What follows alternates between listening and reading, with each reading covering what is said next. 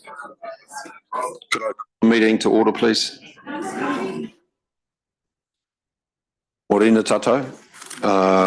Could I welcome you to this Regional Council meeting of Thursday, the 26th of October. In doing so, could I remind councillors and staff that this meeting is being live streamed and we're recorded, and the recording will be placed on the council website at the conclusion of this meeting. In particular for today, please also note that the public forum speaker has requested that the presentation of the presenters will be filmed.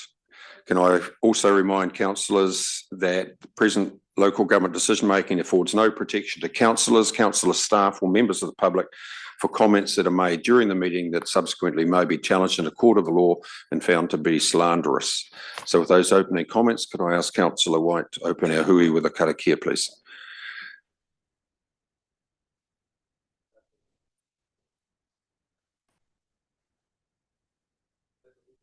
Hapuri. Greetings to the members of the community, staff and board members here today. Short karakia for us. Kei nui tata. E te atua nui tonu, ko mātou inoi atu nei ki a koe. Ke tau mai māramatanga ki a mātou whakariti mo tēnei rā. Arihino hoki mātou e ki ai te oranga tonu ki a hutanga kato. Ngā tangata ki tō mātou he whānui tonu. Amen. Almighty God, we ask that you give us wisdom in the decisions we make here today and give us guidance in working with our regional communities to promote their social, economic, environmental and cultural well-being. Amen. Good. Good order, Councillor White. Thank you. We have apologies there. Councillor Iti? Councillor Iti is online. Okay, Councillor Iti is online. Public forum. Welcome, Jody. Councillors, as I said in my introductory comments, Jody has requested a public forum speaking slot. She has been allocated 15 minutes and 5 minutes worth of questions to follow that if it's required. And she has requested that the presenters be filmed, which they are entitled to do under the Local Government Act. So, Jody, it's not your first time here. We look forward to your presentation. Thank you, Doug. Good morning, tēnā koutou, councillors, chief executive staff. Thank you for this opportunity. I may go 1 minute past if that's acceptable. As you said, my name is Jody Brunning. I'm a sociologist with a research history that traverses human and environmental health, government and regulatory policy and chemical toxicology. I'm well aware you are sitting here somewhat bemused by my presentation. It's not surprising that fluoride and the environment would fall between the cracks in New Zealand. Around half of New Zealand's population drink fluoridated water, and so we might presume that there would be a policy framework, monitoring protocols and assessments of environmental risk from wastewater emissions. But this discussion today concerns the deficit of such measures. Now, don't read the questions at the moment, but this discussion today concerns the deficit of such measures. It leads to contradictions though, because you are charged with ensuring the life-supporting capacity of water. You are guardians of our fresh and marine water. And this is why we pose 3 questions for Council, because we cannot answer them. And they will be published at the end of this talk to go through if there is time. I'll now review some relevant policy and law to shed some light on this situation. The Water Services Act 2021 put in place Taumata Arowai as the drinking water regulator. The Act's purpose is to ensure that drinking water suppliers provide safe water to consumers. A note here, in the Act, Section 7, the meaning of safe means drinking water that is unlikely to cause a serious risk of death, injury or illness, whether or not the serious risk is caused by other causes together with the consumption or use of drinking water. And now that's an important point because we are exposed to fluoride in multiple ways. The Water Services Drinking Water Standards for New Zealand, Regulations 2022, is where you find fluoride's maximum acceptable value, or MAV, of 1.5 milligrams per litre, and you see that on the right. The default choice for MAVs come from the WHO guidelines, and the guideline for fluoride, by the way, was established in 1984. And then you see the note highlighted in yellow below. For oral health reasons, The Ministry of Health recommends that the fluoride content for drinking water in New Zealand be in the range of 0.7 to 1.0 milligrams per litre, and that this is not a MAV. So that figure, 0.7 to 1, appears to arise from averages in drinking water levels in North America. New Zealand has never undertaken a toxicological risk assessment to establish where a level of harm might arise, i.e., what is the lowest level where harm might arise in a baby or infant. The fluoride drinking water assurance rules require that fluoride in drinking water is continuously monitored, while fluoride in treated water leaving the treatment plant is required to be sampled twice weekly. We do know that MAVs are exceeded regularly. The Drinking Water Regulation Report 2022 showed this happened 387 times in 2022. We could talk about Wellington failing to disclose their problems with fluoridation, but we won't. And there is no requirement for this information to be publicly available. And it's interesting that Taumata Arowai does not give us the chemical formulation for fluoride. Here's an example of a water discharge monitoring plan. Waikato permitted 19 kilograms a day at 2 grams per cubic metre. That's at 2 parts per million. And from what I understand, there is no data in New Zealand that could inform Waikato Regional Council that this is a safe procedure for the next 20 years, when the discharge is added to existing chemical contaminants in the discharge, and the fluoride compound, whatever it is, likely includes arsenic, barium, cadmium, and uranium. And we're seeing in policy documents a failure to state the actual formulation added to drinking water supplies. So without actually talking about this stuff, will water treatment plants ever get funding to filter or degrade toxic chemicals? Will scientific research result in inventions that might scale up globally? I doubt it. Then we might consider the New Zealand Environmental Protection Authority. The Individual Hazardous Substances Approvals August 2022 paper doesn't list any substance conventionally associated with water fluoridation. Hydrofluorosilicic acid, HFR, fluorosilicic acid.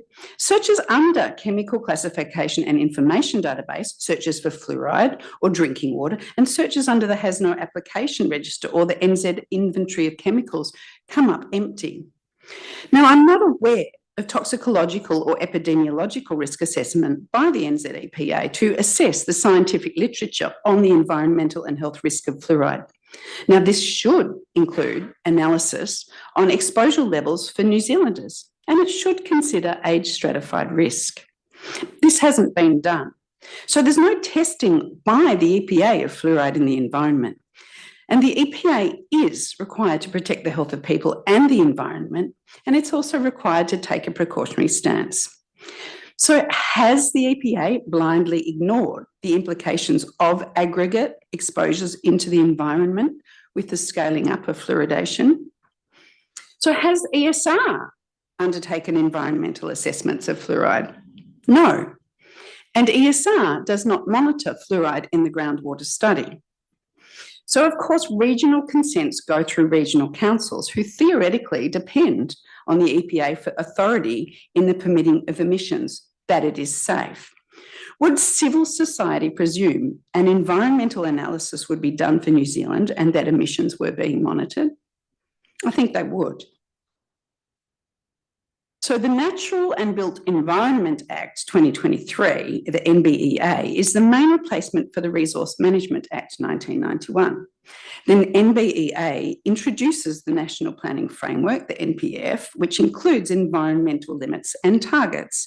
And as you know, limits will be set across 6 aspects of the natural environment: air, Indigenous biodiversity, coastal water, estuaries, freshwater, and soil. So 16 natural and built environment plans, NBEA plans, will replace the regional policy statements and district policy plans directly required under the RMA. So this new act provides for the establishment of a freshwater working group, which focuses on allocation, only allocation, not, for example, pollution. So until a region has an NBEA plan in place, much of the RMA, as you know, will continue to apply. The National Policy Statement for Fresh Water sits alongside the NBEA. It was updated in 2023. Resource Management, National Environment Standards for Freshwater Regulations 2020, made under Section 43 of the RMA 1991, came into force in August 2020. The sediment requirements, for example, do not include any note of pollutant chemicals, which of course bind to sediment and persist in dark environments. Chemical pollutants are broadly left out of policy and law in New Zealand. Let's look at the just released Our Water 2023. It's demonstrably evident that industrial, agrochemical and wastewater pollution into our freshwater is downplayed. Nutrients, pathogens and sediments are commonly cited, and we're getting better at talking about heavy or trace metals, but broader chemical pollution is excluded. The National Environment Standards for Freshwater, the NES, are published in the Resource Management National Environment Standards for Freshwater Regulations 2020. So you can see here in the policy statement, which contains the NES, the standards for attributes requiring limits and action plans. Nutrients like nitrogen, water quality indicators like dissolved oxygen, and pathogens like E. coli. But there's no language in the policy should parameters decline to step into a suite of screens to identify drivers, including potential pollutant chemicals from industrial, agrochemical or wastewater sources. Ultimately, as regional councillors, you are required to ensure the life-supporting capacity of water. But if we look at the text of the NBEA legislation, no consideration is made of diffuse emissions and contaminant mixtures, and emissions of the NBEA solely concern odours, greenhouse gas and noise. National environment standards don't discover this, nor the EPA, and ESR aren't doing the work either. And diffuse mixtures and aggregation from pollutant chemicals or even modified organisms are outside the scope, unless a lawyer can correct me on the subject.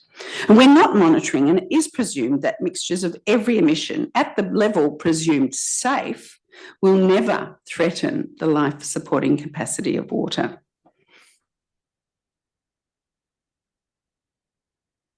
In 2019, PSJAR and the Soil and Health Association released a paper that revealed that chemical pollution has been kept outside policy for over a decade. We said the three big pollutants have bottom lines: E. coli, nitrogen, phosphorus. Every other attribute is an indicator of ecosystem health that reflects pollution or degrading activities. But there is no national policy process requiring that regions step into a suite of monitoring screens once indicators show harm is occurring. 20 organisations, including Māori, might have signed up to this, but it was a soundly ignored document. The current status of policy and legislation creates an absence of policy support and resourcing for officials who might consider that the prospective increased use of fluoride into the environment from wastewater treatment plants across New Zealand is not in the best interest of the environment. Current emissions from fluoridated cities appear out of scope also. And there is no legislation nor policy requiring that the chemical signatures in basins and catchments are formally monitored and made public for civil society, policymakers and scientists. And when BOP citizens look online, they are told that for BOPRC, protecting our environment from pollution is of utmost importance. And your pollution hotline concerns single source point events, not diffuse emissions. It's silent on pollution accumulation. And of the 1,700 monitoring sites around the region, which are regularly tested as part of the National Environment Regional Monitoring Network, the NERMN, I'm dubious that a single one of these would screen for example, commonly sprayed pesticides or fluoride compound levels. The Environment Data Portal, the EDP, is silent on chemical pollutants. and in man-made chemical pollutants. Estuary water quality, estuary health and river quality concern a very limited group of attributes. The national standards permit this. Perhaps this is why on the environmental data portal, we can't search for testing results for chemical screens. Are regionally typical herbicides aggregating? Do drugs and fluoride released from waste streams pollute rivers and estuaries? This is all out of scope. It's very Māori friendly, but I suspect that my Māori colleagues want to know that you are testing for pollutant chemicals, not tiptoeing around them or greenwashing the issue. So we can see how the legislation and policy trickles down to your immediate business. And it is not your business to consider fluoride. It's out of scope. Yet fluorinated compounds are a rapidly increasing group of compounds that should not be ignored. So this is the main paper I draw from. There has been a rapid increase in emissions of fluorochemicals through fluorine-containing pharmaceuticals and agrochemicals. And currently, fluorine-containing compounds constitute about 25% of small molecule drugs in the clinic, and 25 to 30% of newly introduced drugs contain fluorine atoms. And we've seen the rapid expansion of fluoropolymers or polyfluoroalkyl substances such as PFAS and Teflon, as well as perfluorinated compounds. Phosphate fertilizers are another heavy source of fluoride. Fluoride is an endocrine disruptor with the potential to disrupt the function of tissues that require iodine. Now, this is of special concern in children. Fluoride crosses the placenta and brain barrier, and the toxicity of even low concentrations of fluoride is enhanced in the presence of aluminium. So if we consider risk to the thyroid, this is of relevance for you if you are stewarding fresh water and the organisms that live in it. Because all vertebrates, from fish and frogs to humans, produce and use thyroid hormone, and that thyroid hormone in all these different species has exactly the same chemical structure. And this is why tadpoles can be used to measure the effects of chemicals on thyroid hormone action. So the amphibian model is relevant to humans and, importantly, relevant to brain development. That's Demoneur in the book Toxic Cocktail, page 30. And as Jacques Legrand said, our developing babies require the right amount of thyroid hormone at the right time. Of course, iodine deficiency, which hampers thyroid, I've actually missed the Jacques Legrand quote, which is up there: without a minimum of thyroid hormone at the right time, a tadpole fails to become a frog and a human baby becomes a cretin. He's French. So our developing babies require the right amount of thyroid hormone at the right time. And of course, iodine deficiency, which hampers thyroid function, is, as Demoneur says very plainly, the world's main source of mental retardation. So fluoride seems to influence the transport of iodine, another halogen, into the thyroid, leading to thyroid dysfunction. So tell me about frogs, fish, and tuna. How are they impacted by constant dispersal of fluoride to water? Because fluoride can accumulate in the body. About 50% of the daily intake of fluoride is, within 24 hours, mainly deposited in calcified tissues, such as bones and teeth, as well as calcium-containing glands, such as the pineal gland. And these tissues contain approximately 99% of the body's fluoride, and the remainder is distributed between the blood and soft tissues, where a steady-state distribution between extracellular and intracellular fluids is established. But babies and children retain more. So this 50-50 distribution is strongly shifted to greater retention in very early and probably towards greater excretion in the later years of life. And young children can retain up to 80% of fluoride due to the increased uptake by the developing skeleton and teeth. That's Han, the paper. So New Zealand has never undertaken a comprehensive review of the literature of these issues, and the Ministry of Health are relying on 2 papers by the Office of the Prime Minister's Chief Science Advisor, the PMSCA, to justify fluoridating New Zealand, but not any thorough meta-analyses. Work has been done in Australia, but it hasn't really been discussed. So no experts in endocrinology and neurodevelopmental risk were involved here or in Australia. And the 2021 Chief Science Advisor paper alluded to US and European references where no recommended safe level was set for babies. Fluoride crosses the placenta and the blood-brain barrier, and a large range of studies provide weight that fluoride exposures lower IQ. Thyroid hormones not only influence intelligence, but have multiple effects on metabolism and are associated with different different systems and organs: cardiovascular, central nervous and digestive system, bone growth, and breathing. Information on the relationship between fluoride exposures and ADHD is increasing. And a September 2022 US National Toxicology Program draft document has been released. And while it has been downplayed locally, this paper provides an important glimpse into this debate. What might be drawn from this is the extent to which findings are inconsistent. What is occurring is an increasing weight of evidence that suggests neurodevelopmental harm.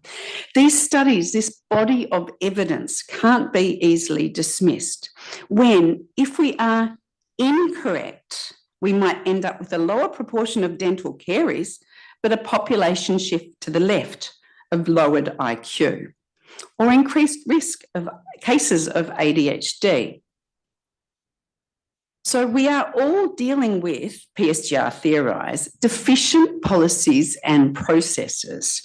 And it's more difficult for us to get a grasp of the associated health burden when the central government is not an impartial arbiter, but firmly states that fluoridation of drinking water is safe and release into the environment is safe. And there's no science in the environment and no science on health risk. No requirement nor funding to do that science locally. Nearly half of the population is fluoridated, but our brain research institutes aren't researching this potential relationship, or at least no funding is going through the Health Research Council. Despite years of emissions, Jody, if you can, please. Despite years of emissions of fluoridated compounds, including fluoride into drinking water, into fresh water, I'm not aware of the EPA undertaking any review. And there's certainly no online portal where the public can easily search for this information on the EPA's website. Yet the margin between the beneficial and deleterious effects of fluoride appear to be narrow, and the data on deleterious effects are increasing rapidly. So councillors, perhaps the easiest way to explain this is to state that we believe you are failed by the policy environment, which of course is directly tied to funding avenues and resources.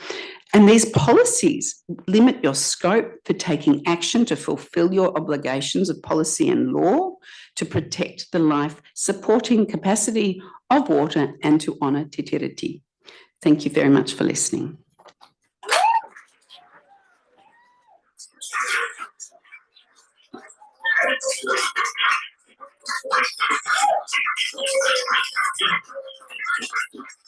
Right. Thank you, Jody. As normal, a very well-informed and professional presentation in terms of the particular topic. I think, as you concluded by saying, these are essentially policy matters, not just in front of this council, but other agencies as well. They're multifactorial in terms of there's overlapping agencies, as you highlighted here, and whether it's the EPA, Ministry of Health, MFE, whatever. So thank you once again. And councillors, open for questions. Councillor White. Thank you for your presentation. Fluoridation is a very interesting topic, and obviously from your presentation, the research is leaning in another way. It's not actually comprehensive in the sense of the quality of the water. You mentioned Te Mana o Te Wai. From a Māori perspective, that is integral in terms of everything. And the health of the water, purity of the water is what we are after. I totally agree with that. But as the chair said, there are a few policy issues that need to be reconciled here, and the context of the regional council taking some action about that. But I hear the urgency. I hear your and I share your passion for it as well. And sitting around this council table, all I can say is kia kaha. I mean, from my point of view, I'd like to see movement in this space and change in this space personally. I'm not sure, Councillor Thurston, whether in Rotorua our waters are fluoridated. They are. Here in Tauranga, they're not. They're not. Okay, but there seems to be some pressure to being put on systems to fluoridate. Is that? So Rotorua have been given a deadline, and if they don't fulfil the obligations, if they're not fluoridating by the deadline put in place by the Ministry of Health, they will have a fine. And so Tauranga City Council will be the same, of $200,000 New Zealand plus $10,000 for every day. And so in the letters to all the local councils, the Ministry of Health, the Director General in 2022, at about the same time the National Toxicology Program, or just a little bit before, was being released, the Director General relied on a Cochrane review to state it was safe. That Cochrane review never looked beyond fluoridation and fluorosis. It never, and then it relied on the Office of the Prime Minister, as Chief Science Advisors, the 2014 Gluckman paper and the 2021 paper by Gerard et al. And neither of those papers involved consideration of the endocrinological and the hormone activities. And they looked at science on IQ, but unfortunately on the committee was Guth was an author of one of the papers that was cited very heavily. So you can see that there's a degree of predetermination or capture within that office. Thank you for that. Thank you for that, and thank you to the community. Thank you, Jody. You're right. I mean, this determination was made by the Ministry of Health in 22. I think Christchurch City is currently in the process of challenging through some process the validity of that, or trying to get an exemption. So could I once again thank you for your presentation. Thank your colleagues and supporters for coming to support you. And no doubt we will have consideration in terms of wider discussion matters with other agencies in terms of where this policy stuff sits. Absolutely, thank you. And I'll forward those questions under an Official Information Act request to council staff to hopefully answer, because that would really help us all to understand a little bit more. Thank you very much. Thank you for Thanks, this Jody. opportunity. Very grateful. Right, councillors, can we move on to agenda item number 4, which is items not on the agenda? There are none. Order of business number 5. We have a determined time at 11 o'clock for Quayside presenting its annual report. Number 6, declarations of conflict of interest. Yeah, Councillor Chair, Crosby. 9.7, 10.2 and 10.3. Thank you. Councillor White. Same. Oh, yeah, sorry. Thank you. On agenda item number 7, public excluded business be transferred into the open. There are none. So, councillors, just before we move into the minutes of the Regional Council meeting on the 21st of September, you'll see that the papers today are pretty comprehensive. So I trust you've had time to go through them at a high level, because we're running pretty well to a tight time frame today. I'd like to conclude this by 1 o'clock, is it? 12:30, 1 o'clock. And it's only by your agreement and being concise, questions, pre-prepared questions, bring them to the table, that we're going to get through this. We have an important workshop this afternoon commencing at 1. Regional Council minutes of the 21st of September. I'll move. Second to Councillor Nees. Any amendments? If not, I'll put it. All those in favour say aye. Against, carried. Any matters arising from those? If not, can we go through to the chairperson's report? I'll move the adoption of the chairperson's report. We have a seconder, councillor White. All those in favour say aye. Against, carried. Any matters arising out of that chairperson's report? Councillor McMillan. I just wondered with the meeting on the 19th of September, what, is that just a scheduled calendar meeting or was there a particular topic of discussion? No, normal diaried meeting, is it bi-monthly? Yeah, Yeah, so just a general catch up. yes. Yeah, thanks. Anything else, councillors? If not, thank you. 9.2, adoption of the annual report and summary for the year ended 30th of June. Kumaran.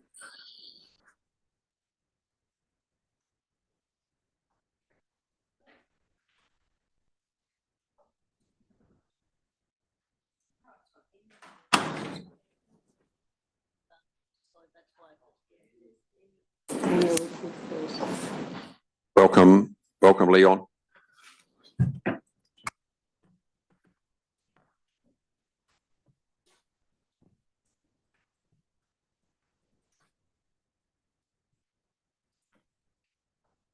Councillors, this particular report is to allow councillors the opportunity to adopt the annual report for the year ended 30 June 2023. We have representatives from Audit New Zealand with us today, Leon Pieterse and Warren Koslett, who have been responsible for running the audit. I'll take the cover report for the annual report as read. Also wanted to highlight to elected members that the initial draft of the annual report was considered by the Risk and Assurance Committee at its last meeting. Essentially what you see today in front of you is the final version of that report, taking into account all of the feedback provided through the audit process. Happy to take any questions. Thank you, Kumaran. Councillors, any questions? In the first instance, councillor Crosby, it's been to audit and risk. Any issues you've got? And there's a good discussion, bearing in mind we also had Bruce Robinson there as well, having a view on it. And we're comfortable. Thank you. Councillor Neese. Thank you, Mr. Chair. I haven't any questions for the auditors, but I was interested in the financial prudence benchmarks and the graphs there. And I just wondered if staff could give an overview for me, because it has been a very big agenda and I haven't had the chance to dip right in and understand why there's so much orange in those financial benchmarks. So I just wonder if you could give a summary on that, please.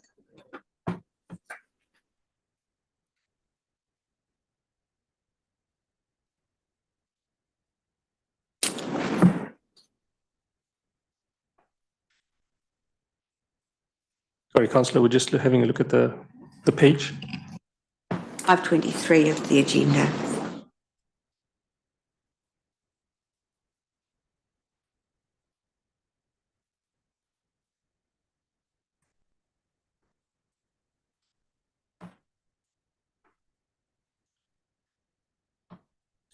So the reason for that, Councillor Neese, is because of the financial strategy that was adopted for the LTP, and the annual plan had made some adjustments in regards to what was set in the financial strategy, hence those variances that have been basically there to explain why there's a difference in the rates, KPIs versus what was intended per the financial strategy, and that's essentially highlighting those variances.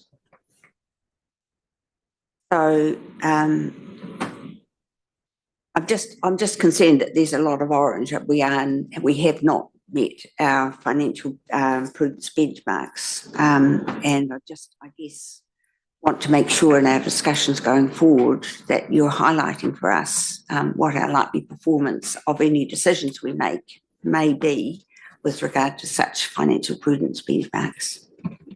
While there are variances in there, it does not mean that the LTP or council's actual performance is financially imprudent. It's still in accordance with council's financial strategy and its strategic intent for the LTP. As part of the long-term planning process, as we get closer to modeling the financial profile for the LTP, as we get closer to developing the consultation document, prudential benchmarks and how council's tracking against that is something we will bring to councillors. Councillor Winters. Yeah, Mr. Chairman, I asked this question at Audit and Risk, and I'm still confused about, and I can't recall which page it's on of our annual report, but Kamaran, you'll tell me. It says we have a net debt of $10 million. And I think that's a little bit misleading because it doesn't include the PPS. But when you look at your the group and the parent, the PPS is in our books. So when it talks about a net debt of 10 million, you know, I'm looking at our TLAs around the country, around in here, and they'll see we've only got $10 million in debt, and they'll think, wow, this is pretty cool, because when you see their balance sheets, they're off the chart. So can you give me an explanation? And I have another question after that too, please, Mr. Chair.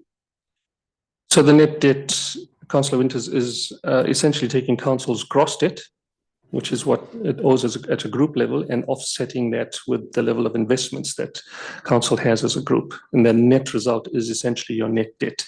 So net debt is not debt in and of itself. It's after having offset its investments against the total debt. So does it include the PPS? No, because PPS, from an accounting perspective, is treated as equity as opposed to debt.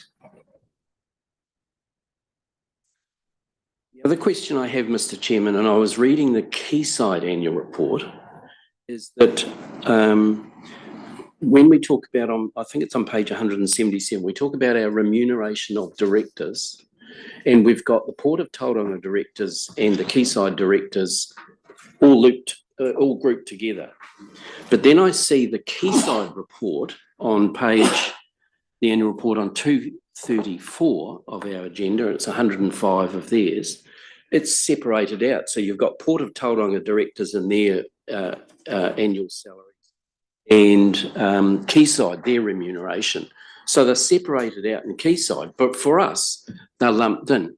So when I see Joe Public reading this, they'll say, hold on, why are you guys paying the Port of Tauranga directors? We don't, but that's listed in our annual report. Can we not separate them out so it's less confusing for Joe Public in terms of who's paying what? Because at the moment, they're all lumped in together in our annual report. Quayside does separate. Can we do a sort of a distinction? Take on board your comments there, Councillor Winters. So that is a disclosure matter that we can adjust for the purposes of the way it's outlined in the annual report. I would appreciate it, and I think our public would appreciate it too. Thank you, Councillor Winters. And could I just remind you that this discussion regarding the compilation of debt, assets, etc., does get complicated. But the ultimate measure, as we've discussed as a council, is what do the credit rating agencies, which then set the level of interest that we ultimately get exposed to, how do they assess it? And they take into account the PPS. But essentially, at the liability level, this group has liabilities approaching $600 million. That's the figure we should be focusing on. It's the bit, Mr. Chairman, that's, you know, when we You talk can't about see it in these papers. No, you can't see it. Yeah, I think we need to be a bit more clear, transparent, just to clarify with our community. How that figures. And yeah, you're right, because Standard & Poor's include the PPS on our balance sheet when they do the credit rating, don't they? Yes, they do. Councillor Thompson. Yes, through you, Chair. Look, I apologise. I've had to get hard copies because I'm technologically totally incompetent. And so I'm referring to the report 9.2. Is that the one we're all on? Yes. Okay. So if I go to the rivers and drainage result, which is 32%. And my recollection was that the budget was set after deliverability reviews. So we have insisted every year for our CapEx in this area that we do deliverability reviews. So how does that result stack up with what the deliverability review was projecting? Good morning, and through you, Chair. The issue that we have is that we had some adverse weather events in January, and we had to refocus our staff on protecting communities due to those adverse weather events. So our staff were working on ensuring that the system worked as opposed to what they had planned to do. So just a thank you for that, Chief Executive. So just as a matter going on, given climate change, do we build in disruptive events to our deliverability review criteria? We had at a level, but not at the level that we are facing now. So So will that's the- something for the long-term plan. Okay, thank you, thank you. Anything else, councillors? If not, Leon, any comment? Obviously, we've essentially got a clean report. Yes, thank you, Mr. Chair. Yeah, we've completed the audit. Overall went well. We already started having a bit of discussion how we're going to improve to next year. I mean, this is 2 months earlier than last year, but still, you know, we know we can all be a bit more efficient. I'm not looking at Nolene, sorry. I'm just looking at Warren. So, yeah, it's a clean audit report. We did include an emphasis of matter paragraph, just to refer to the greenhouse gas disclosures. But that is rather standard. Thank you very much, Leon. Happy to move. Moved. Thank you, Recommendation. councillor Crosby. Councillor Campbell, second. All those in favour say aye. Against, carried. Right. You know what you actually moved? Okay. It's all those 7 points on number 3. So, as an addendum to that, councillors, it's been brought to my attention that this process has been comprehensive. The dedication that staff, in particular Nolene and Tracy, have applied to this, as well as the rest of the finance team. Your commitment and hard work, I know you've done out of office hours in terms of bringing this to account and get it over the finish line in the manner that, timely manner that Leon alluded to. Could we say on behalf of the governance body, thanks very much. We appreciate the hard work. We know that in the last 2 years, it's been a bit of a journey. Last year, it was other issues that held it up. So could you just pass our congratulations, recognition on to your fellow colleagues in the finance department, and your motivation, your dedication probably was infectious to the whole group. And we'd just like to thank you. Thank you, Chairman Dita. I will pass that on to the rest of the team as well. It's absolutely a team effort. It takes an entire team to deliver on this project. So my thanks goes out to my team as well and the rest of the finance team. Thank you. Okay, thank you. Councillors, 9.3. Arataki report. Thank you, Leon. Thank you.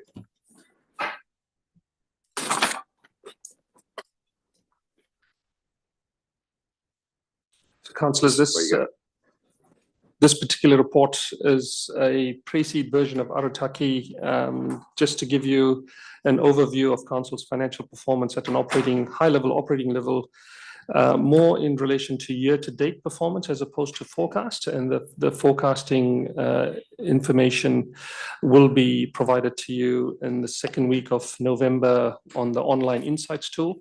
And while the finance team are working through the LTP in terms of getting you the next versions of the budget, and you'll get to see how those forecast results will influence the starting position of the LTP. So at this stage here, pretty much on track from a revenue perspective in terms of year-to-date performance expectations, and slightly below around 5 million for the operating expenditure in terms of year-to-date. So that's just a high-level overview of where council's actual performance is for the first quarter. Councillor Nees. You, and we're going to get access to the detail, are we not, with this new tool that you've got developed. And I thought I read somewhere that we were having a training or a demonstration again. So we will have, we will advise councillors on when we can have that session at a formal, at the end of a formal meeting or one of the workshops. We'll advise you on that. So the demo will cover there's two parts to the tool. One is the financial part, which councillors have seen before, so there'll be a refresh of that. And then there's the non-financial element that we will take you through as a demo, which you'll get to see. But both those tools will go live second week of November and give you more detail and forecasting information and commentary that's not covered in this report. Very much looking forward to that, Mr. Chair. Councillor Scott. Yeah, perhaps you can help me. I'm pleased to see that our operating expenditure is 5 million lower than budget. Are we banking that, or are we saying, can we use that somewhere else? Because I'd rather bank it. No, that's purely just timing. All right. So it's timing of spend as opposed to underspending at this point. So it's the year to date is more of a benchmark as to what the organisation reasonably expects to spend at this point, not taking into account any uncertainties around timing. But given that it's not quite met that target, doesn't mean it's not going to be spent by the end of the year. I got all excited when it said that it's because we weren't spending much more on consultants. So are we follow on from that? Are we actively looking for things, given that we need to find about 5 million at minimum going forward? Are we actively looking forward to saying, how can we find things in this year, regardless of what the plan is saying? So as part of normal business process and delivering performance, that's regular conversations between the finance team and the wider business, and that's factored into the forecast. So if there is any initiatives identified through reviewing where council expects to have the budget position at the end of the year, that will be reflected through the forecast process, which goes live in November, and subsequent reforecasting that we'll be doing on a monthly basis through that tool. It's actually all bad news in terms of the forecast we've had, because it means that there's nothing to find. Councillor Nees. Indulgence, Mr. Chair, I just wanted to talk about the going back to the annual report where we had a carry forward request. So that was 25 million, of which 15.4 million is for flood protection and control. So that means that their existing budget is being increased by 15.4 million for this financial year. Is that right? And will the deliverability review look at that? So that budget is being carried forward and added to what was signalled in the annual plan. But as part of the forecasting process, the deliverability conversations factored into that and will be reflected through your forecasting outlook for the year. Councillor Winters. Yeah, Mr. Chairman, just in the public transport trips, what I'm observing in Rotorua is with our free fares, there's a lot of kids who get on the bus, they're in school uniform, and they don't swipe on, they don't swipe off. So I think our numbers are way much lower than what the actual users are. It's just, I mean, it's great. The buses are full in Rotorua when I get on them in the morning.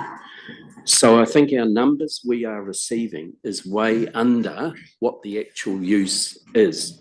And I'm wondering if there's a better way, and it might be the drivers just do a snapshot of these 20 kids on the bus now for this run, rather than just relying on the B card swiping, because it's just not correct, those numbers coming through, what I'm observing. Can I also ask about, you know I'm a bit of an advocate for the East Cape, and I'm looking at our oil spills inside and outside Tauranga Harbour. What we observed in the Rena, yes, most of the oil came here, but there was a fair bit that went up and washed ashore on the East Cape. We know that. There was a lot of debris that went up there as well. Been brought to my attention, Mr. Chairman, through the Harbour Masters team, that we have a lot of vessels going around the East Cape. you know, all those cruise ships that they're going to come into the harbour, all those vessels that are doing around the East Cape, they come in about 2 kilometres offshore. Now, if one of them bumped into East Cape, we have no services up there. In fact, it would take us 48 hours to get services up there. And I'm conscious of the environmental disaster if a ship was half a degree off course, what it was with the Rena. So I'm just bringing this to this council's attention, Mr. Chair. It's something that could happen. It's a big risk. And we have no services up there for an oil risk or a maritime disaster. Thank you, councillor Winters. So you're referring to the unfortunate Mikhail Lermontov example Right as an there. example. Yep.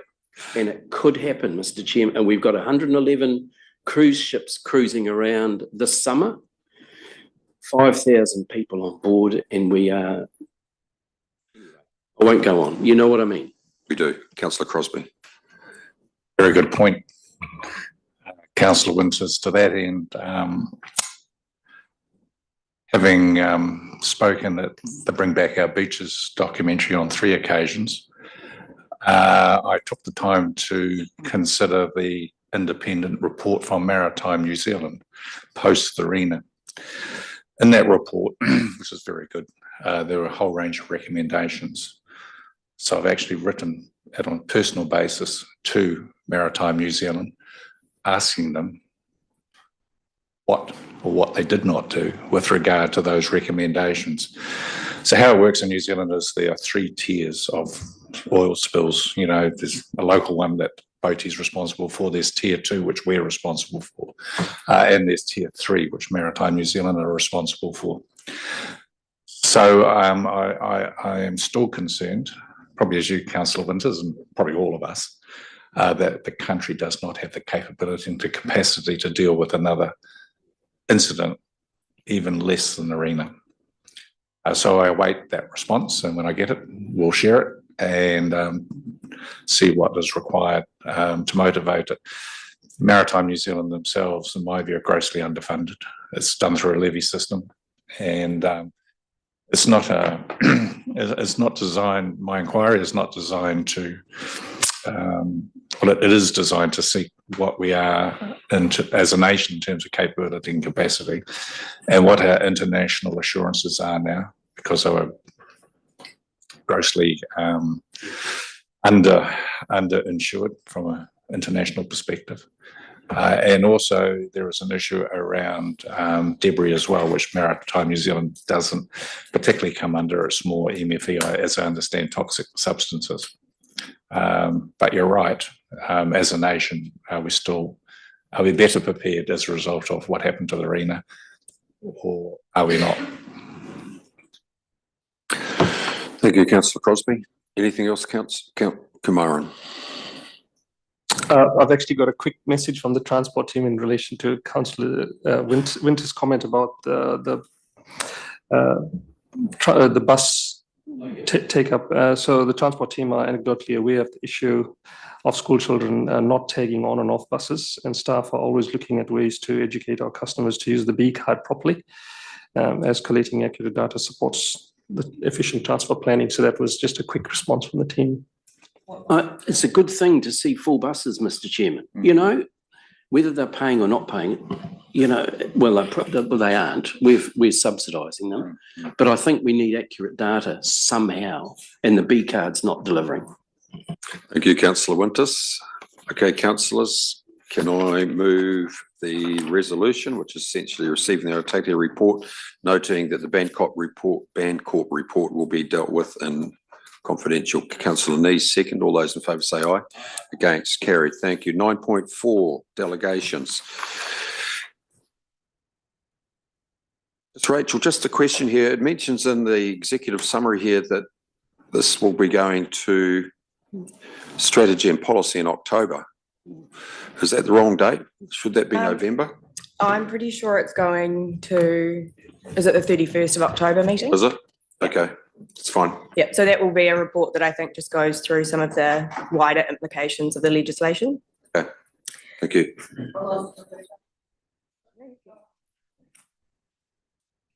Through the chair, just to add to that, so as part of your strategy and policy committee papers, you'll see that that component is covered off in the operating environment.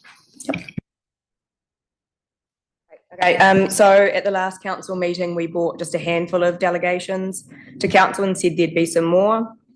So these are some more delegations under the Natural and Built Environment Act.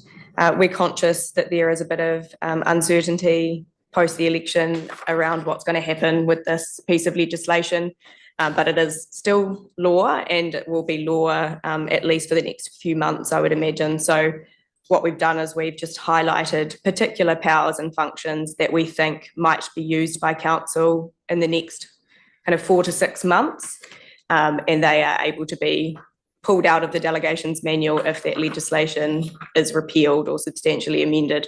But we've basically gone through and found some additional enforcement and compliance tools, fast track consenting, contaminated land, and limited duration for the water-related consents. Those seem to be the key matters that might come up in the short term.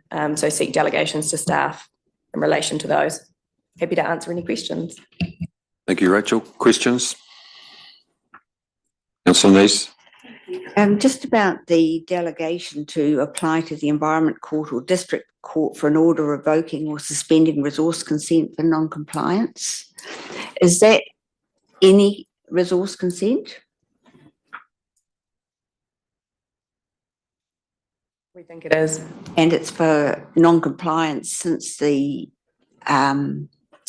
enaction of the bill, of the Act, right?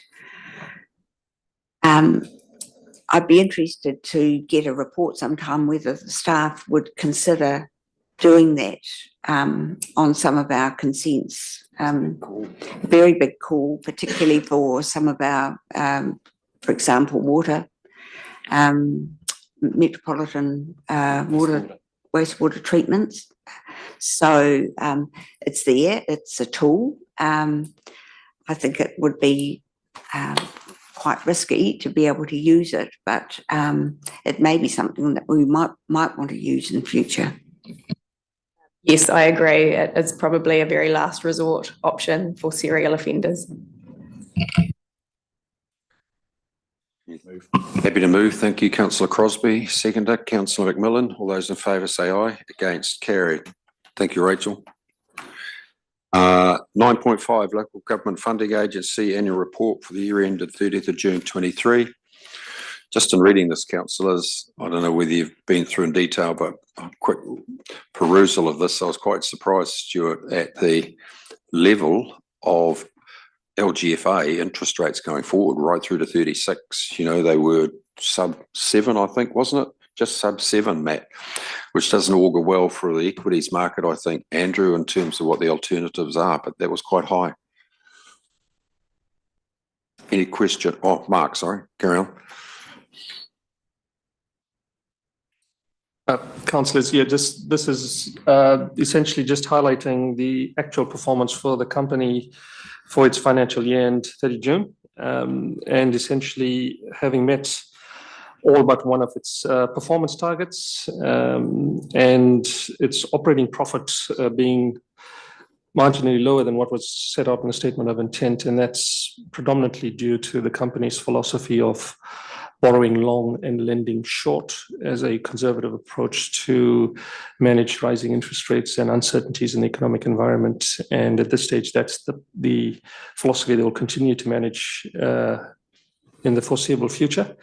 And that's in essence the main rationale behind its performance for the year at hand. Thank you. Questions, councillors? There's not. Can we have a mover? Councillor Scott, second. Councillor White. All those in favour say of the adoption, say aye. Against, carried. Thank you. May as well do bot bless whilst we're here. Mr. Lockhart. So we're presenting the audited BOPLAS annual report for the year. We note that they did achieve all 6 of their performance targets for the year. They do have an operating deficit. BOPLAS attempts to break even, and this year they've made a modest operating deficit, but we note that position on their total equity is something we'll need to manage going forward. Happy to take any questions. Thank you, Mr. Chair. I was just interested in the social listening services that were signalled that are being investigated. And I just wondered how they work. And is there a plan to investigate AI as a potential tool? I know that we are looking at it within our organisation as to applicability of it. But is there any plans for BOPLAS to do any work on AI? So I think it's fair to say that every organisation is looking at how they can best utilise AI. The exact specifics of how BOPLAS would utilise it in this space, I'm not 100% certain on, but yes, they are definitely investigating the best use of AI for their purposes and making sure it's robust and reliant. Thank you. Councillor Thompson. Thank you, Mr. Chairman. I want to use this report as a segue to talk about what is it going to take for local government in this particular region to really focus on delivering far, far more efficiency and effectiveness. We have the law. It's been in the Local Government Act ever since I've been around, which is too long. We have BOPLAS. We have significant investment into new regional sector initiatives. We have the mayoral forum, and underpinning the mayoral forum is a desire and a need to drive efficiency. We have now going forward a suggestion that all of this organisation's efficiencies gets identified in a separate cost centre. But what is it going to actually take for us to actually get some efficiency and effectiveness and shared service delivery across this region? Please, before I die, no, I'm not dying immediately, but what will it take? The mayoral forum has, in terms of its triennium agreement, the obligation to be driving this. So I'm sorry, I have reached the point of no return in terms of frustration with the real progress that I'm seeing in terms across the bay, in terms of the delivery of far greater efficiency in shared services. Sorry, Mr. Chair, that's a segue, doesn't probably need any response, but it will be a theme for as long as I'm around this table that I want to continue to drive. Thank you, Councillor Thompson, but I think it does need a response because we've debated in this forum time and time again these issues. Despite multiple attempts at trying to get better effectiveness and efficiency across the region, we have failed.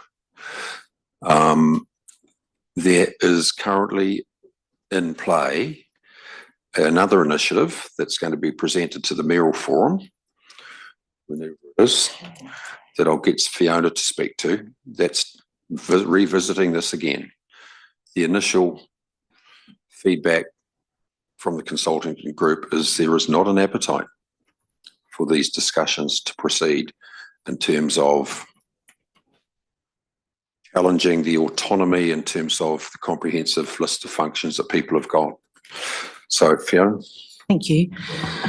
So speaking firstly as Bay of Plenty Regional Council, we are required by our councillors to be as efficient and effective as possible. You are driving efficiencies and effectiveness within this organisation and have achieved significant savings over a number of years. There's still a requirement on staff, particularly through the Risk and Assurance Committee. We are focused on that as the region as well, hence why we have a part in BOPLAS. The further initiative that the Chair is talking about is that the region is working on looking at a business case for Three Waters and how that can be delivered for the region, and that will be presented to the mayoral forum in November. Martin Jenkins is doing that business case on behalf of all the councils in the region at the moment. In addition to that, there are a number of councils looking at having a joint building consent authority. That does require a legislative change, and is expected that the incoming government will look at that seriously. As Bay of Plenty Regional Council, we are also supporting that because we can see it will achieve greater efficiency and effectiveness. A key part of how regional and unitary councils work is that they are joined up and they work together extremely well through Te Ura Kahiko. And you will see in your long-term plan papers as an example that we expect to make $3.5 million worth of saving through moving to a joint platform for how we do our business. We take every opportunity that we can in this space, and very much want to be involved in doing more in this space. Thank you, Chief Executive. But did I take it, Mr. Chairman, from your comments that the feedback we're having is that there's not a heck of a lot of appetite for the Three Waters Initiative? And can I just remind us, it was not a few years ago that we spent $650,000 looking at water and wastewater and transport, which of course went nowhere as well. How we get away with it as local government is beyond me. But you know, quite frankly, the Mayoral Forum has an agreement in place. If it doesn't report against that agreement, and if not, why not? And should it?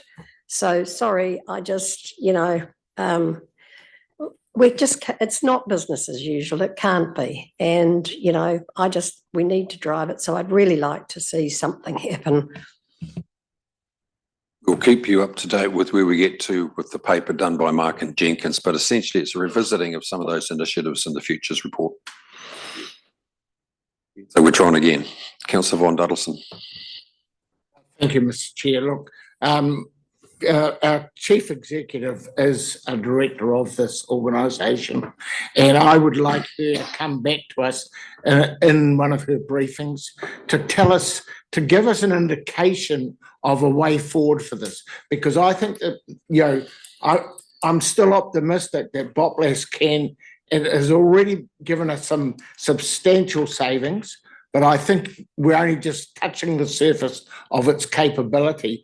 And to say there's not an appetite for it, it certainly doesn't appear to be the feeling around this room. But I'm not asking you to comment today in the open, but if we could have as CEO, have a briefing on Boplas and how we can help to use political influence to get further efficiency and effectiveness. Benchmarking is a long passion of mine.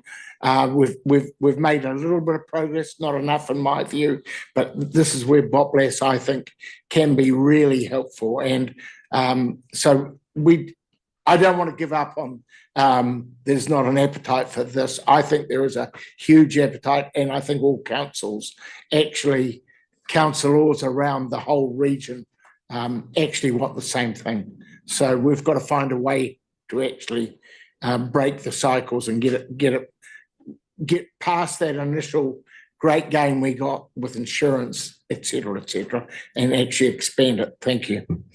You, Councillor Campbell, and then Shirley. Yeah, thank you, Chair. 12 months out of territorial authority for 30 years. I disagree with a lot of what's just been said, that there is no appetite for efficiencies. And I can assure you that's one of the reasons why Kurrawa District Council's balance sheet is pretty healthy at this point in time, because we've always borrowed, or begged, stolen and borrowed, I have to say. But we've always worked well with this organisation, particularly because they're big and they have efficiencies that we can lean upon. But as far as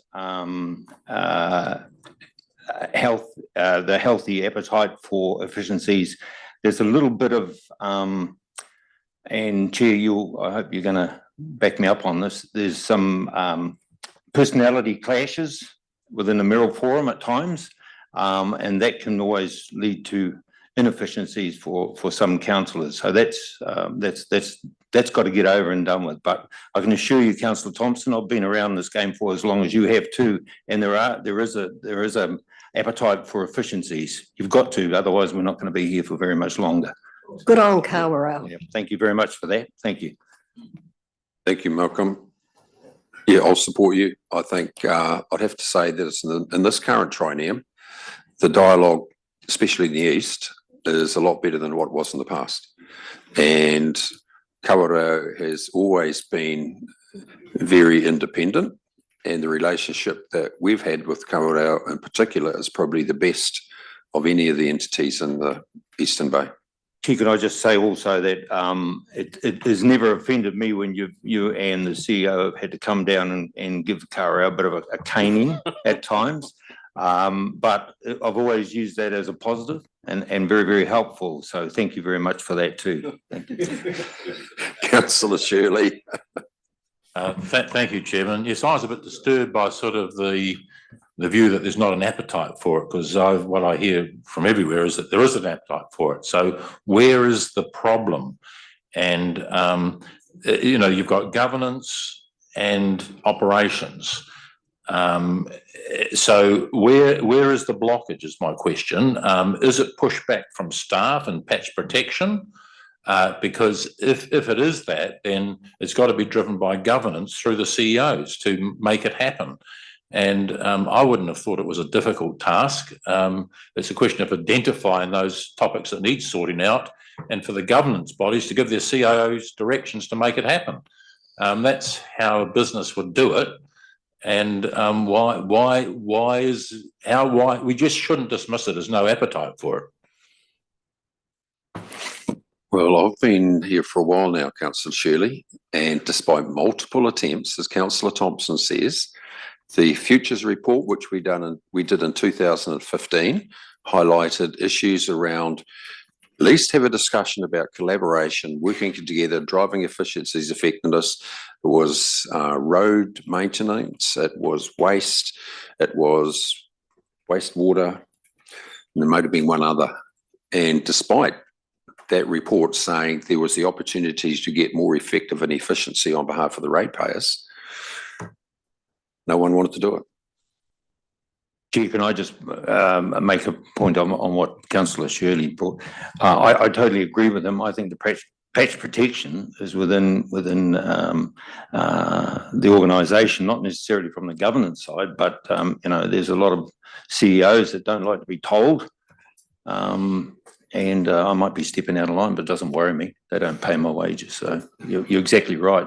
That's where it comes from. And bigger is not necessarily better, I might add, because I know we had an agreement with TCC, and everyone was sitting around the table, and TCC had a different supplier for IT, for instance. But because they were bigger, they were better, but they bloody well weren't. They were a hell of a lot dearer, to be honest. And all I can say is that the CEO was asleep at the table. Thank you, Councillor Campbell. Councillor White. Yes, Chair. It's an interesting conversation because we see a lot of this played out with iwi and hapu as well. And we say that it's hard to get them together, it's hard to get them to agree. But there's one thing for certain, those alliances are important to make things change. And there's no difference here, really. Territories, breaking it down is tribalism in another form. So basically, how do you actually, the reality is it's got to happen. Whether or not people think that, sit there and you might say, oh, look, I've been here a long time and it hasn't happened yet, but it's got to happen. I think that's the point that Paul is making. It's got to happen. We've got to see the evidence of it happening. And it can only happen if you come together and create that alliance. And I've got some examples of that as well within the tribal estate. So, yeah, kia kaha is all I can say. Okay, thank you, councillors. Who's prepared to move the adoption of Councillor? Just before you do, you mentioned the report. Would it be possible to direct for some of us newbies that report, so just have a look at it? I don't know how old that report was you mentioned. 2015, I think it was, wasn't it? It might be out of date, is it? Moved Councillor von Duddleston, seconded Councillor Crosby. All those in favour say aye. Against, carried. We're adjourned for morning tea. We'll reconvene at 1100. And could I see all the councillors and the Chief Executive in the morning tea room, please?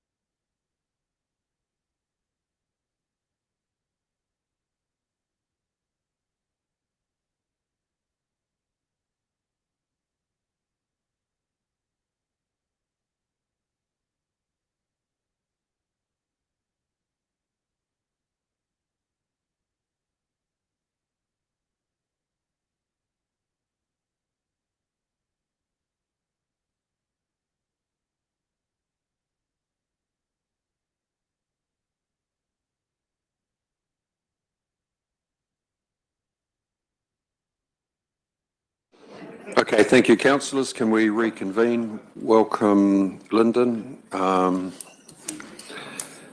Kieran, nice to see you again. At this rate, you'll be relocating from the South Island to here. Enjoy this nice weather, won't you?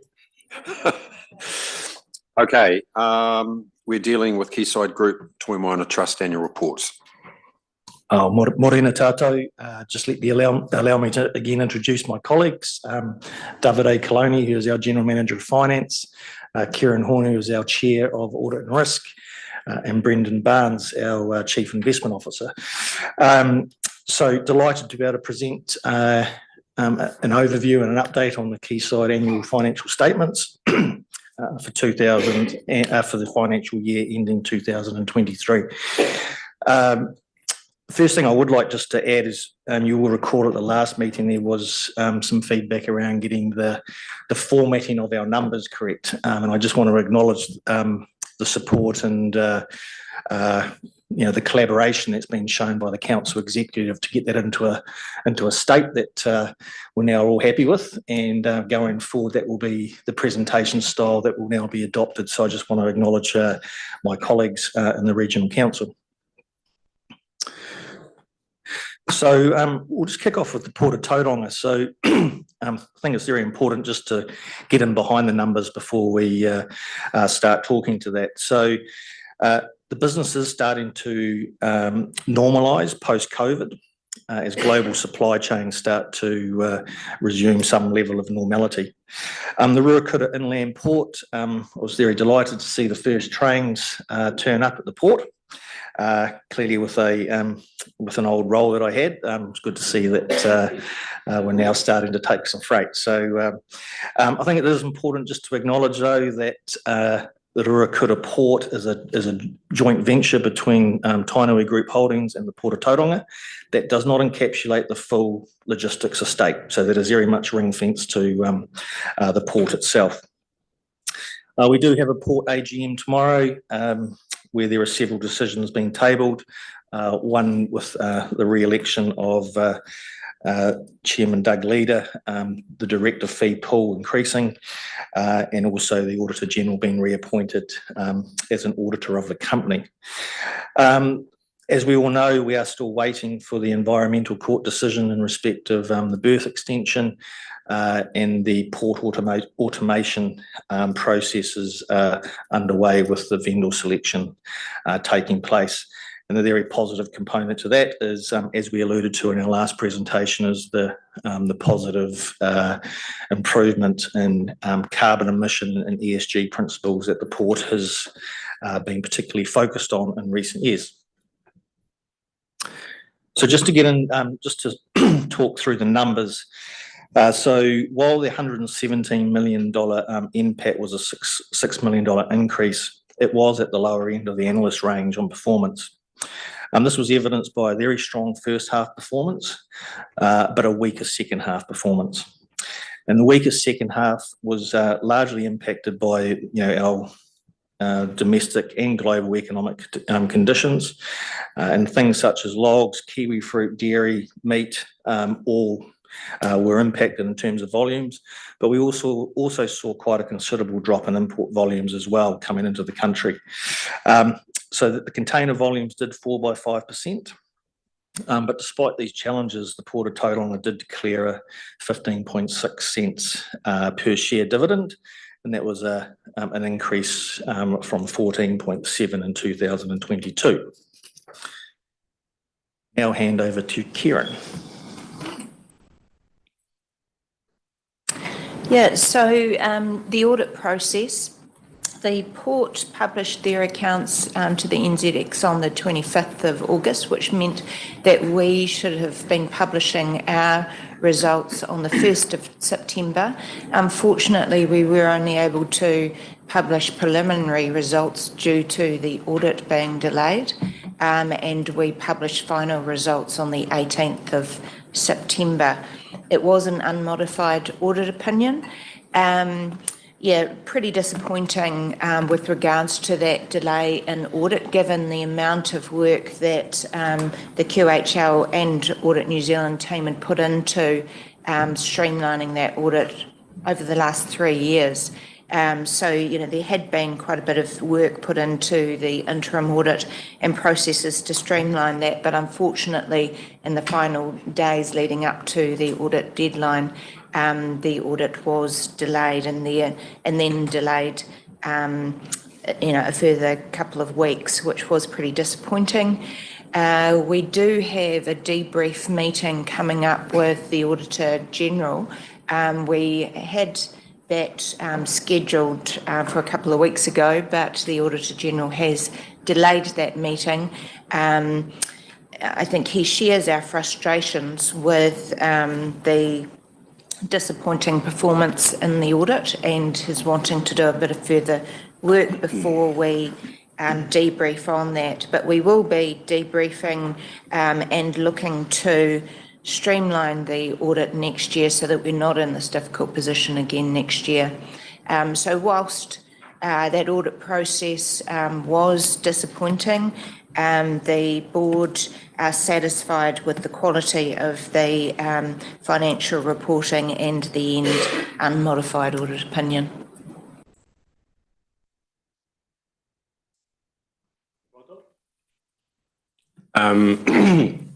So in line with the last meeting, we have decided to keep on presenting KeySet numbers, showing the port as a pure financial investment as opposed to the consolidated numbers that are included in the normal annual report. In our view, this presents a better overview of KeySet operations.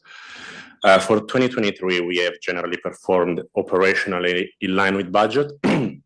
And we have achieved the result from investing activity of $68 million. And this is composed by 63 million of cash income, 55 million of which is mainly attributed to the port dividend, and the residual portion is unrealized gains.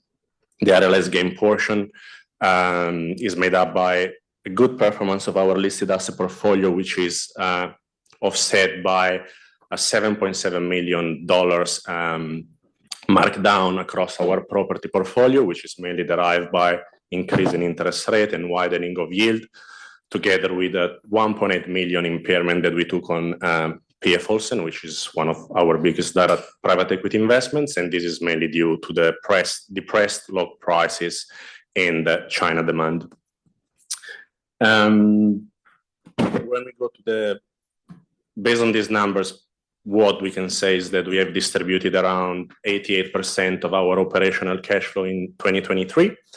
Our forecast for 2024 is to be able to distribute around 97% of our operational cash flow. But it's worth noting that KeySet is really sensitive to the dividend that is received by the port. So we all know the discussion we're going through at the moment, so it's not a surprise. If we exclude the port from our numbers, our 2023 resulted at 3.7 million net profit after tax on our non-port business, with the end of the year asset under management or net assets of $400 million of our non-port business. And it's worth noting that PPS are not included as a liability in this slide, but should those be included as a liability, our net asset would be much lower. And yeah, I don't know if it's worth to stop and ask if anybody has any question on the numbers. Councillor Thompson. Yeah, thank you. I've got two questions. One is the private equity performance, which clearly was disappointing. So you've got direct and indirect. So what part was, or was it the whole portfolio that struggled, and not just PF Olsen, obviously? I would leave this to Brendan as a CIO, but... Yeah, hi Paula. Yeah, so we probably couldn't have picked a worse time to buy a forestry company, given what happened in the last 12 months. But PF Olsen, I'll talk to that first, is, you know, it's a 50-year company. So I'm just trying to find some notes I wrote on this. And, you know, where even despite the struggles that it had, it is still in a position to pay a dividend this year. So what you're seeing is a mark to market write down. It's unrealized. The other one that's performed particularly badly is Trade Window, which was invested into as a private investment that's subsequently listed, and the market has been pretty brutal on tech stocks lately, and has marked it down considerably. We believe it's worth more than it's trading at, but we take the mark-to-market pricing on that. So those are the two big impacts on the direct portfolio. So private equity makes up 27% of the portfolio, is that right? And of that 27%, how much is managed and how much is direct? So managed it's about 50-50 but if you count the commitments, we've still got undrawn commitments to private equity. As you remember, during your time, we've invested into offshore. Not all of that has been drawn down, and there's a possibility it might not. But essentially, you almost reserve for the scenario. It's very rare for a PE fund to draw down 100% of it, the commitments. So. And my last question on this section is, how much does it cost to run Quayside? Okay, I'll take it. I'll start it. And we constantly run and benchmark our operational costs with other players. Our operational costs for 2023 were around $5.5 million, of which roughly 40% of that is personnel cost. Just worth noting that out of the personnel cost, around 30 to 35%, if we look at the activity on the time spent of our personnel, is on Ringaroa, which is a non-yielding or non. How much? 30 to 35. It's absorbing a lot of resources. But when we go to the benchmarking, I'll maybe leave it to Brendan. Yeah, it's a hard one to answer, obviously, because we don't keep timesheets, thank goodness. But we're a multidisciplinary team. So, there's the Rangiora, there's the corporate settings work that we're doing lately, the port, work that we've been doing lately. So it's quite hard. People float between resources, and it's quite hard to pin down exactly what is spent, directly working on, for example, private equity assets. We are trying to balance resourcing with what's in the market, and obviously manage people's time and not overload people. But it's a fine game, because I guess there's this belief that if you outsource everything to a manager, you can wipe your hands of it, but managers still need to be managed, just as advisors need to be managed. So you still need to have the expertise, et cetera, in-house in order to achieve that. Councillor Shirley. Thank you, Chair. You mentioned the sensitivity of the dividend from the port, which is obvious. And given that the port's really just a big bus stop for moving stuff, goods in, goods out, things get on, things get off. Very sensitive to global trade trends. We know the truckometer's down, the measure of internal freight, and global trade's been somewhat down also, with disruptions in various aspects. So my question is, when will you know, or will you be able to give us some surety of what their dividend will be? Well, what's the timing of it? When will you have that knowledge? So we usually have a bit of knowledge on that, apart from the ongoing meeting that Lyndon is having with the port, but we usually have knowledge of that just after their interim result, so around February, and then in August after the final result. So that's when we usually get final view on their dividend. And an important thing to note, Councillor Shirley, is that with the dividend rule that's in place, 80% of it is essentially locked in as the historical dividend portion, which is adjusted by inflation. So there is a reasonable amount of certainty both to regional council that the dividend, will be within a certain range, but that also gives us certainty of what our cash flows will be, so that we can continue our investment program. That's what I was trying to get to.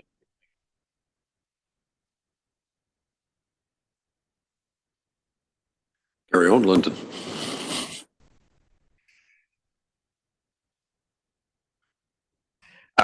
So as alluded to, 2023 was a pretty mixed year.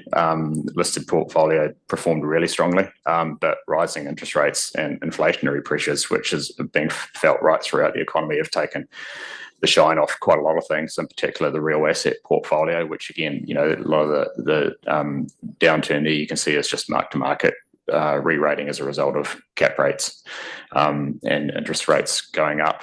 I'm a glass half full kind of guy, but you know, the outlook is actually pretty rocky as well. Paying a lot of attention to the geopolitical uncertainties going on at the moment. And if the Middle East blows up, then, you know, all bets are off. You could see $300 a barrel oil. You know, the Suez could get shut. It's not beyond the realms of possibility, in which case, yeah, it's a real powder keg there at the moment. So, you know, port trade, yeah, we saw what happened when a ship parked itself sideways in the Suez a few years ago. So we're keeping an eye on that, in particular looking at bond yields, which are still the US 10 years knocking on around 5%, and it hasn't been there for, you know, for some considerable amount of time. So there's a lot of fear out there. Just moving on to the next slide.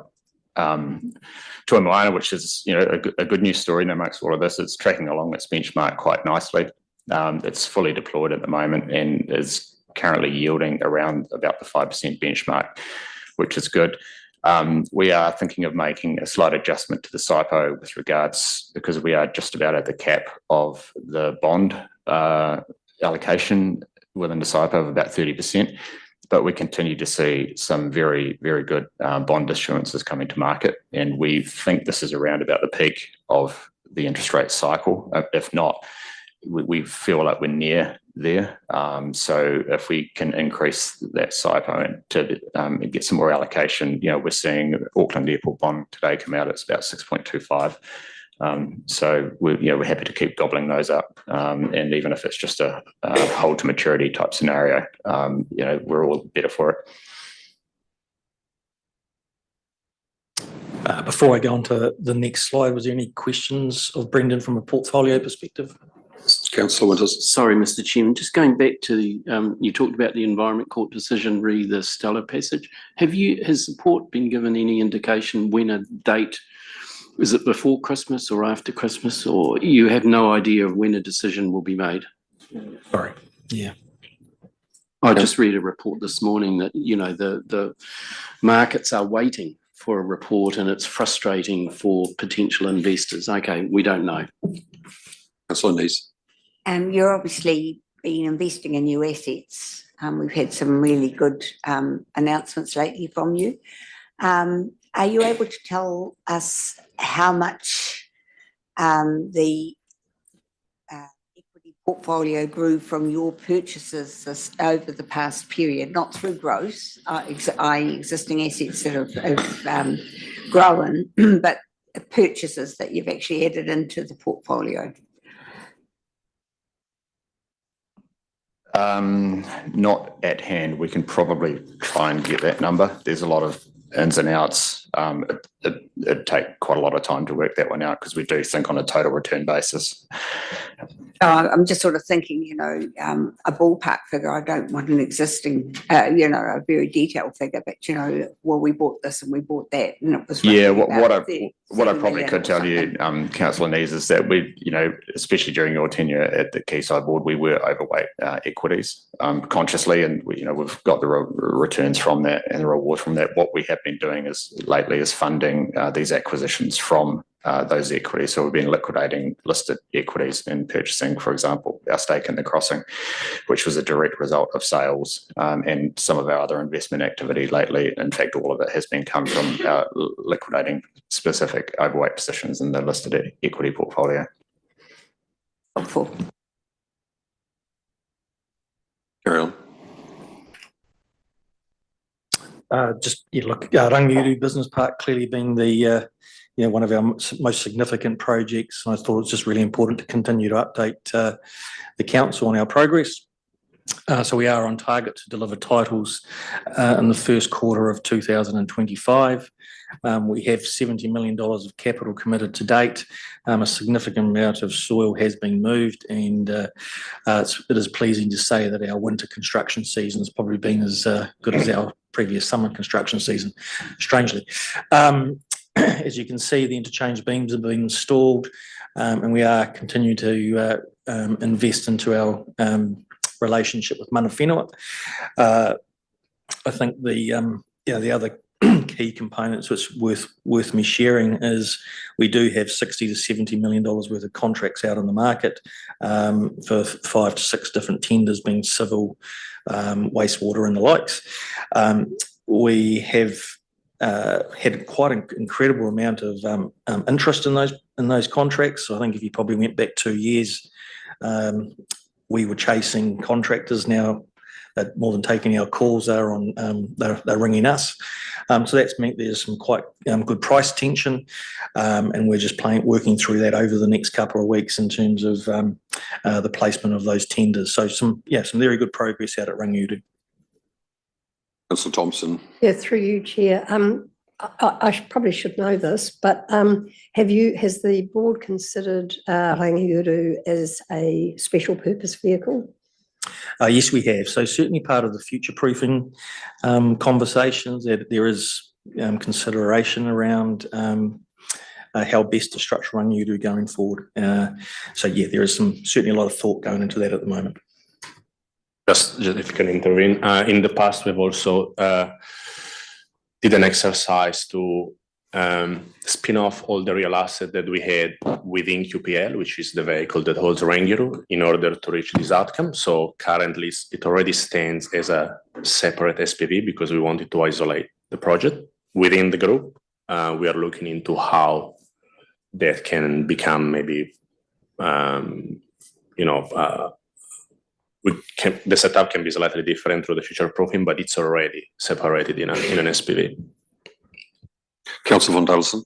Yeah, there was a bit of a generic statement, partnership with Mana Whenua. Can you just quantify that a little bit for us, please? Yeah, that is multi-pronged. So we've been actively working with Tapaweka around job creation. We're also looking at where we can bring social procurement into our head contracts, where that allows for more Māori business to participate in the activity that's going on out at Rangiuru. From a cultural perspective, we're working with Tapaweka around a cultural master plan. So that's, that is a significant piece of mahi. There is 400,000 plants to be planted out at the wetlands, and we've been supporting Tapaweka's application to MB for a grant to bring that nursery to life. So yeah, as I say, and those are just a couple of examples there, councillor. But that is, we do have a MOU kawanata in place with Tapaweka that we are looking to really continue to bring to life. What I can also say is there's certainly aspirations to also take iwi on the journey from a commercial perspective, but that needs to come a little bit later once the project does start coming out of the ground.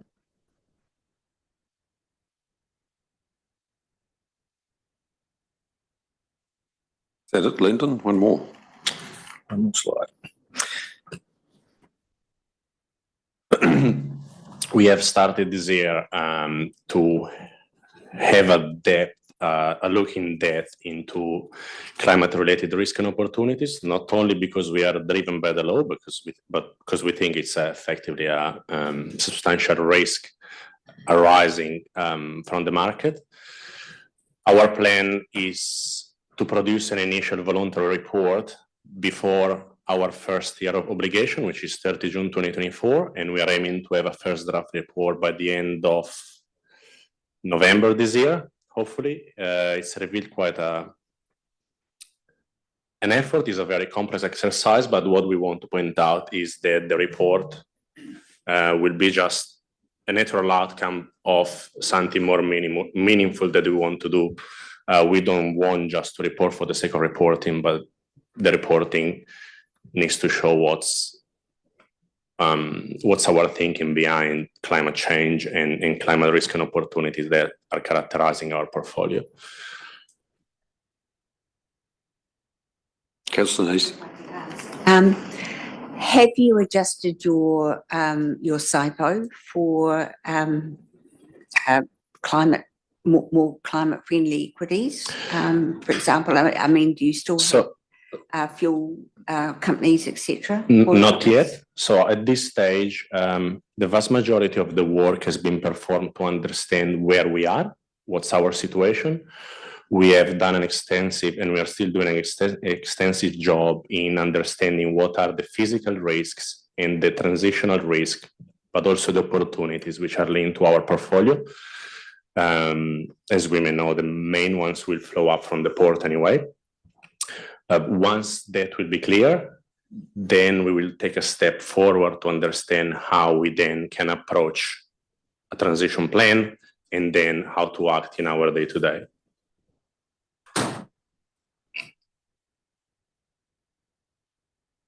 Just specifically with regards to the portfolio, though, councillor, and I know this is of interest to Councillor McMillan, is what we are seeing out there is epic greenwashing.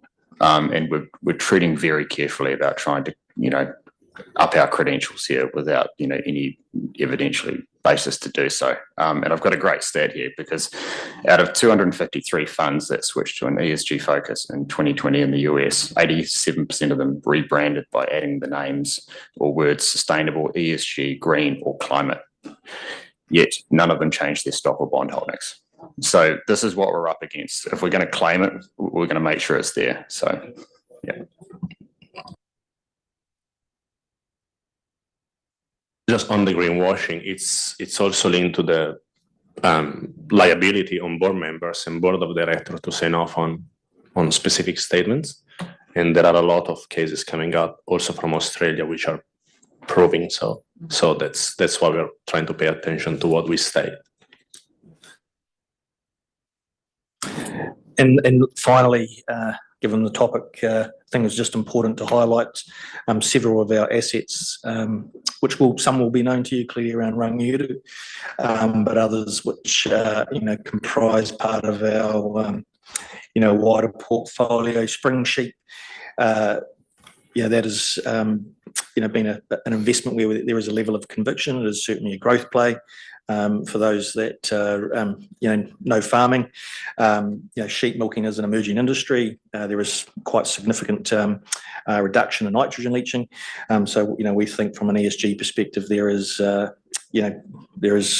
certainly quite a significant opportunity there. What I can say, this is still an emerging industry, so there's some quite different risk profiles around spring sheep, say, versus an established industry such as dairying. Look, I won't touch on Rangiuru because that's we have already spoken to that. But the other one is clearly the Huakiwi development, which has been impacted in terms of our financial performance over the last 12 months, largely due to weather and orchard gate returns. But that is clearly quite a strong intent to work more closely with iwi. And whilst those returns have been impacted, that has prompted some very close conversations that we are starting to have with our iwi partners as well. Thank you, Lyndon. Councillor Thompson. Yeah, thanks for that. It's been great. Lyndon, you're still relatively new to this delightful place of ours, and I know that you and our chairman addressed the Chamber of Commerce, I think, yesterday morning, didn't it? Yeah. What are you finding is the reaction to Quayside? That we are in public, but are you happy to answer that question? Yeah, I am. Look, I think some respects Quayside's been a bit of a secret. There was a pretty consistent view when I was doing my due diligence in respect of the role, and also as I've got out and amongst the wider community to seek their views on Quayside, that the view is we're a $3 billion company and we've been particularly, haven't done enough for the community. I think the address yesterday was very much around demystifying and getting rid of some of those myths. If we don't provide that context, the community themselves will form their own view. So, the opportunity to engage with, I guess, organisations such as the Chamber allows us to, give a very clear and realistic view of our, the business and where it's heading. Ask, in terms of your engagement, have you engaged with TLAs across the region, not only in the city, but across the region? Yeah, that's been certainly some strong intent in there. Both Fiona and I have presented to Whakatane District Council. I've spent time in Opotiki, Kawerau. Haven't had the chance to yet present to Rotorua District Council, but it is something that I certainly intend to do. I am going to meet the we've also recently, I mean, quite intentionally, we've recently hosted Tauranga City Council, two of the commissioners and their executive out at Rangiuru. We've got the Western Bay councillors coming out to Rangiuru as well. So, yeah, just a genuine intent to take the TLAs on the same journey as. Anything else, councillors? So you got the annual report or you got the presentation? Appears not. It's Councillor Winters. I think you need to come to Rotorua, Lyndon, and we'll support you. Sell the sizzle in Rotorua. Thank you, councillor. Right. Councillors, no further questions. We have a resolution. I'll move the resolution to receive the report. Councillor Shirley second. All those in favour say aye. Against, carried. Thank you. I'll move that we go into confidential. Oh, sorry. Getting ahead of so the recommendation we just part was to receive the report, but subsequent to that, the normal procedure, Fiona, is to reappoint the auditor. So Yes, through you, Chair, we were waiting for the meeting with the Office of Auditor General, which hasn't happened, but technically at this meeting, you also reappoint the Office of the Auditor General as the auditors of the company and authorise the directors of Quayside Holdings Limited to negotiate with the Office of the Auditor General pursuant to the Public Audit Act 2001 to set the auditor's remuneration for the ensuing year. So we think it is prudent to have that recommendation today, given the delay in that meeting. So you're technically able to do that. So you happy, Karen? So I moved it.